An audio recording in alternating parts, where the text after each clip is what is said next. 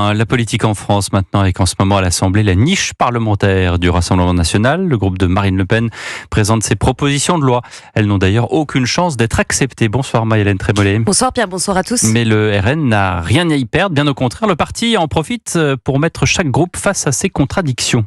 Oui, dans un hémicycle survolté, le RN vise chaque groupe politique, à commencer par la gauche qui enterre la proposition du parti d'abroger la réforme des retraites. Défaite du RN qui permet surtout une clarification selon Marine Le Pen. Tout cela révèle une chose.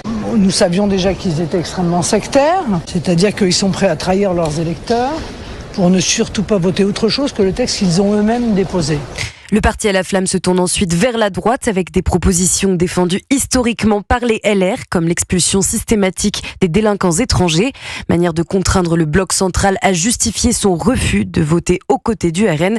Nicolas Daragon, ministre chargé de la sécurité du quotidien. Je partage l'objectif de votre proposition de loi. Mais les moyens d'agir que nous choisissons doivent être conformes au droit. Le gouvernement proposera d'adopter des mesures pragmatiques et réalisables qui permettront de réduire drastiquement l'immigration en France. Ce sera du concret. En clair, c'est une victoire symbolique pour les troupes de Marine Le Pen qui revendiquent une attitude responsable tout en pointant du doigt l'incohérence des autres groupes politiques. Merci Marie-Hélène Trémollet du service politique d'Europe 1.